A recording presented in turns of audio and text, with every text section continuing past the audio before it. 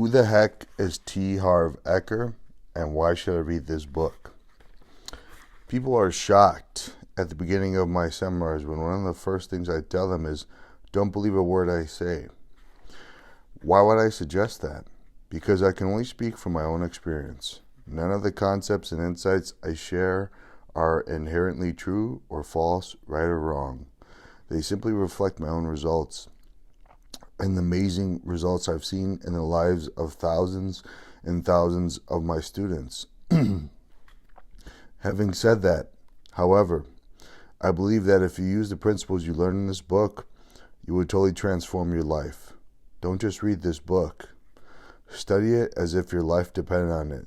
Then try the principles out for yourself. Whatever works, keep doing. Whatever doesn't, you're welcome to throw away. I know I may be biased, but when it comes to money, this may be the most important book you have ever read. I understand that's a bold statement, but the fact is, this book provides the missing link between your desire for success and your achievement of success. As you've probably found out by now, those are two different worlds. No doubt you've read other books, listened to tapes or CDs, gone to courses, and learned about numerous get-rich systems, be they in real estate, stocks, or business. But what happened? For most people, not much. They get a short blast of energy and then it's back to the status quo. Finally, there's an answer. It's simple. It's law. And you're not going to circumvent it. It all comes down to this. If your subconscious financial blueprint is not set for success, nothing you learn, nothing you know, and nothing you do will make much of a difference. In the pages of this book, we will demystify for you why some people are destined to be rich and others are destined for a life of struggle. You'll understand the root cause of success, mediocrity, or financial failure and begin changing your financial future for the better. You'll understand how childhood influences shape our financial blueprint and how these influences can lead to self-defeating thoughts and habits. You will experience powerful declarations that will help you replace your non-supportive ways of thinking with mental wealth files so that you think and succeed just as rich people do. You will also learn practical step-by-step strategies for increasing your income and building wealth. In part 1 of this book, we will explain how each of us is conditioned to think and act when it comes to money, and outline 4 key strategies for revising our mental money blueprint. In part 2, we examine the difference between how rich, middle class, and poor people think, and provide 17 attitudes and actions to take that will lead to permanent changes in your financial life. Throughout the book, we also share just a few examples of the thousands of letters and emails I've received from students who have attended the Millionaire Mind Intensive Seminar and achieved powerful results in their lives. So what is my experience? Where am I coming from? Was I always successful? I wish. Like many of you, I supposedly had a lot of potential, but I had little to show for it. I read all the books, listened to all the tapes, and went to all the seminars. I really wanted to be successful. I don't know whether it was for the money, the freedom, the sense of achievement, or just to prove I was good enough in my parents' eyes. But I was almost obsessed with becoming a success. During my 20s, I started several different businesses, each with the dream of making my fortune, but my results went from dismal to worse. I worked my butt off but kept coming up short. I had Loch Ness Monster disease. I had heard of this thing called profit, I just never saw any of it. I kept thinking if I just get into the right business, get on the right horse, I'll make it. But I was wrong. Nothing was working, at least for me, and it was the last part of that sentence that finally struck me. How come others were succeeding in the exact same business I was in, and I was still broke? What happened to Mr. Potential? So I began doing some serious soul searching. I examined my true beliefs and saw that even though I said I really wanted to be rich, I had some deep-rooted worries about it. Mostly I was afraid that I might fail or worse, succeed and then somehow lose it all. Then I'd really be a schmuck. Worse, I would blow the one thing I had going for me, my story. That I had all this potential. What if I found out I didn't have what it took and I was destined to a life of struggle? Then as luck would have it, I got some advice from an extremely rich friend of my father's. He was at my parents' house playing cards with the boys and in passing noticed me. This was the third time I'd moved back home, and I was living in the lower level suite, otherwise known as the basement. I suppose my dad had complained to him of my woeful existence because when he saw me, he had this sympathy in his eyes, usually reserved for the bereaved at a funeral. He said, "Harv, I started in the same way as you, a complete disaster." Great, I thought this was making me feel a lot better. I should let him know that I was busy watching the paint peel off the wall. He kept going, but then I got some advice that changed my life, and I'd like to pass it on to you. Oh no, here comes the father-son lecture, and he's not even my father. Finally, he came out with it. "Harv, if you're not doing as well as you'd like, all that means is there's something you don't know." Being a brash young man at the time, I thought I knew pretty well everything, but at last my bank account said something different, so I finally began to listen. He continued, "Did you know that most rich people think in very similar ways?" I said, No, I really never considered that." To which he replied, "It's not an exact science, but for the most part, rich people think a certain way and poor people think a completely different way. And those ways of thinking determine their actions and therefore determine their results." He went on, "If you thought the way rich people do and did what rich people do you believe you could become rich too?" I remember answering with all the confidence of a mushball, "I think so." Then he replied, "All you have to do is copy how rich people think." Being the skeptic I was at the time, I said, "So what are you thinking right now?" To which he replied, "I'm thinking that rich people keep their commitments, and mine is to your dad right now. The guys are waiting for me, see ya." Although he walked out, what he said sank in. Nothing else was working in my life, so I figured, what the heck, and threw myself wholeheartedly into studying rich people and how they think. I learned everything I could about the inner workings of the mind, but concentrated primarily on the psychology of money and success. I discovered that it was true. Rich people really do think differently from poor and even middle-class people. Eventually, I became aware of how my own thoughts were holding me back from wealth. More important, I learned several powerful techniques and strategies to actually recondition my mind so that I would think in the same ways rich people do. Finally, I said, "Enough yakking about it, let's put it to the test." I decided to attempt yet another business because I was really into health and exercise. I opened one of the first retail fitness stores in North America.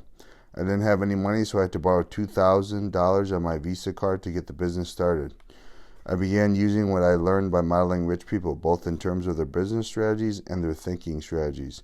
The first thing I did was commit to my success and playing to win. I swore I would focus and not even consider leaving this business until I was a millionaire or more. This was radically different from my previous efforts where, because I always thought short term, I would constantly get sidetracked by either good opportunities or when things got tough. I also began challenging my mental approach.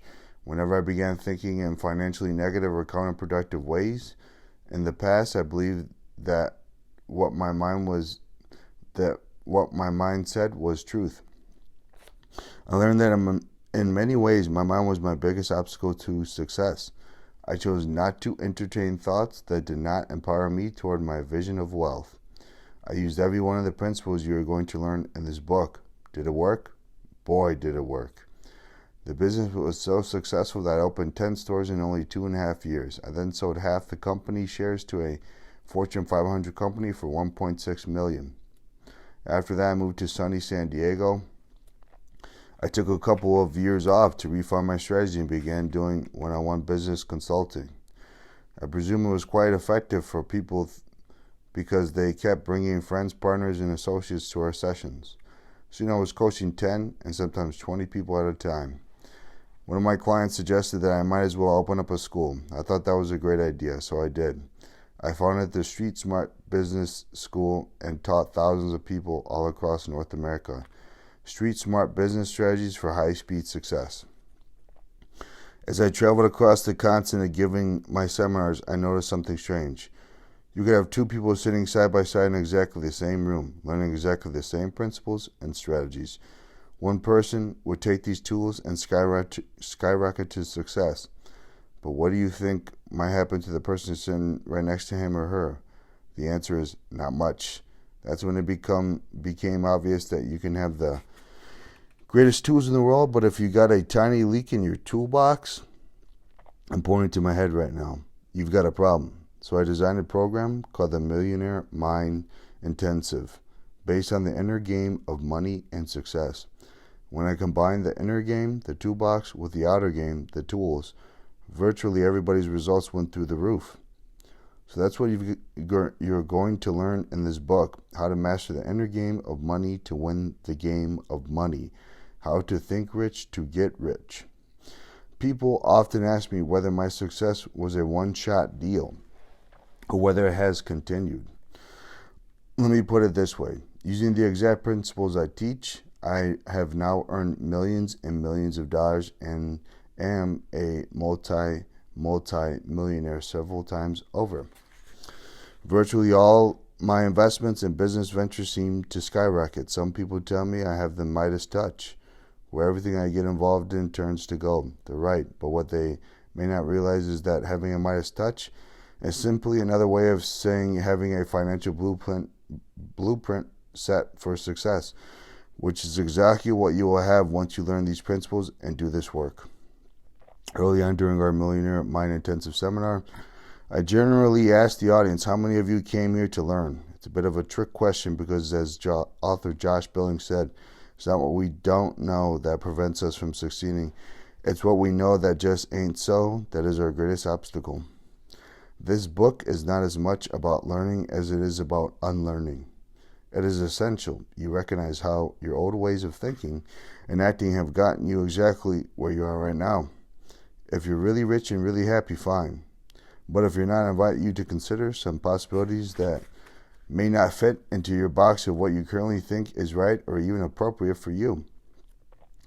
Even though I suggest that you don't believe a word I say, and I want you to test these concepts out in your own life, I'm going to ask you to trust the ideas you're reading, not because you know me personally, but because thousands and thousands of people have already changed their lives as a result of the principles in this book. Speaking of trust, it reminds me of one of my favorite stories. It's about a man who is walking along a cliff and all of a sudden loses his balance, slips, and falls off. Fortunately, he has the presence of mind to grab onto the ledge, and he's hanging there for dear life. He hangs and finally yells out, "Is there anybody up there who can help me?" There's no answer. He keeps calling and calling. "Is there anybody up there who can help me?" Finally, this big bellowing voice calls back, "This is God. I can help you. Just let go and trust." Next thing you hear, "Is there anybody else up there who can help me?" The lesson is simple. If you want to move to a higher level of life, you have to be willing to let go of some of your old ways of thinking and adopt new ones. The results will eventually speak for themselves. Part 1, Your Money Blueprint. We live in a world of duality, up and down, light and dark, hot and cold, in and out, fast and slow, right and left. These are but a few examples of the thousands of opposite poles. For one pole to exist, the other pole must also exist. Is it possible to have a right side without a left side? Not a chance.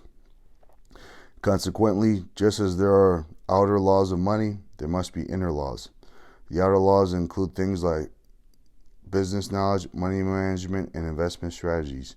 These are essential, but the inner game is just as important. An analogy would be a carpenter and his tools. Having top-of-the-line tools is imperative, but being the top-notch carpenter who masterfully uses these tools is even more critical. I have a saying, it's not enough to be in the right place at the right time. You have to be the right person in the right place at the right time. So, who are you? How do you think? What are your beliefs? What are your habits and traits? How do you really feel about yourself? How confident are you in yourself? How well do you relate to others? How much do you trust others? Do you truly feel that you deserve wealth? What is your ability to act in spite of fear, in spite of worry, in spite of inconvenience in spite of discomfort? Can you act when you're not in the mood?